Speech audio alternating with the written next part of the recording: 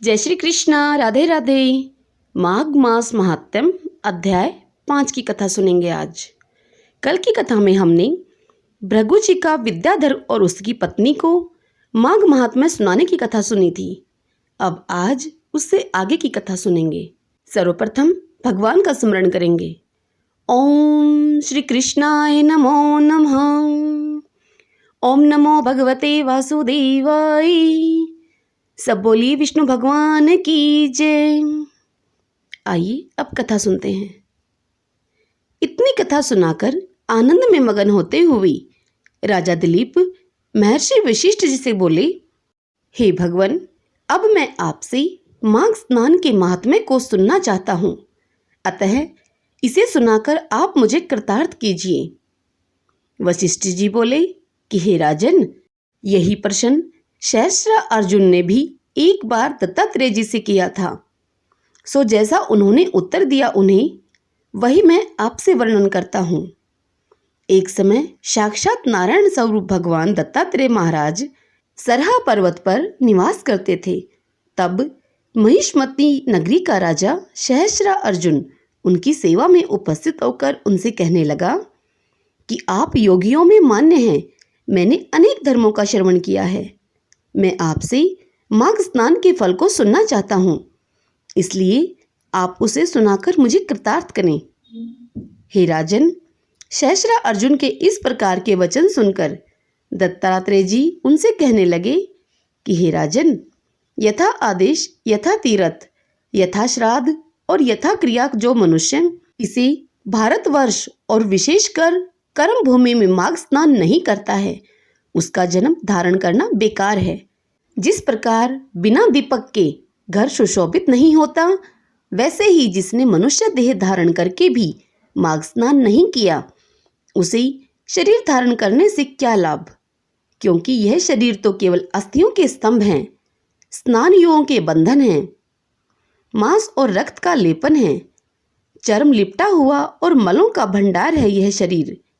इतना ही नहीं, यह शरीर मूत्र और विष्ठा का पात्र, जरा शोक और विपत्तियों का कोष, राजदोष और दुखों का मंदिर है, अनित्य दूसरों को संताप देने वाला है। यह शरीर तापों से युक्त विष रूप, लोभी, दूसरों से द्रोह करने वाला, निंदक, निंदई कृतघ्न, दूसरों के उपकार को न मानने वाला है। हे राजन, उपरोक्त दुर्गुणों से युक्त इस शरीर को पाकर भी जो नीच प्रकृति के लोग दिन रात पापों में लगे रहते हुए अभिमान में चूर रहते हैं, उनकी उपमा किससे दी जावे। वह तो पशु पक्षी और जलचर आदि जीवों से भी बुरे हैं।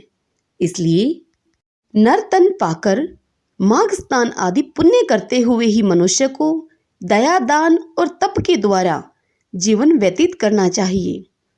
जो मनुष्य ऐसा नहीं करते, वह नरक में नाना प्रकार के कष्टों को भोगते हुए अनेक योनियों में जन्म लेते हैं और सपने में भी उनको चैन नहीं मिलता है। हे राजन, जिस ब्राह्मण में विष्णु भगवान की भक्ति नहीं हो, उसे नष्ट हुआ समझना चाहिए। वह दीमक आदि कीटाणुओं की तरह है, जो जन्म धारण करते हैं और समाप्त हो जाते हैं। इसी प्रकार अयोगी का श्राद्ध खत्म हो जाता है और छल से पूर्ण धर्म, क्रोध से युक्त तप, दृढ़ता से रहित ज्ञान और अभिमान से शास्त्रों का श्रवण खत्म हो जाता है। बिना गुरु भक्ति सती और ब्रह्मचारी समाप्त हो जाते हैं।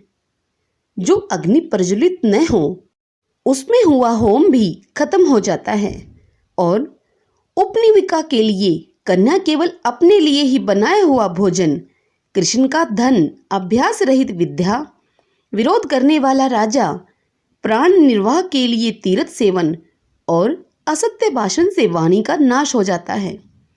हे राजन, इसी प्रकार क्रोध से ज्ञान, चित्त व्यग्र होने से जप, कृष्ण को दिया हुआ दान, नास्तिक और वेद निंदकों का लोक और बिना श्राद्ध के किया हुआ कर्म तथा गरीबी के कारण किस तरह मनुष्य की इच्छाओं का उत्पन्न होना व्यर्थ हो जाता है, उसी प्रकार स्नान आदि पुण्य कर्म न करने के कारण लोगों का जन्म धारण करना भी बेकार ही समझना चाहिए।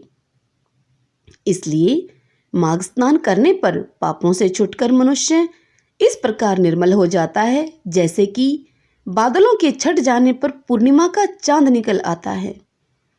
मन क्रम वचन से सर्वथा शुद्ध होकर माघ का स्नान करें तो मुक्ति की प्राप्ति हो जाती है। हरि ओम तत्सत। इसी के साथ यह माघ मास महात्म्य का 5वां अध्याय की कथा यहीं संपूर्ण होती है। सब बोलिए विष्णु भगवान की जय। ओम श्री कृष्णाय नमो नमः। कल हम इससे आगे की कथा का श्रवण करेंगे। तब तक के लिए नाम जाप करते रहिए। कलयुग केवल नाम आधारा। नाम जाप से ही भक्ति और मुक्ति पाई जा सकती है। जय श्री कृष्णा। राधे राधे।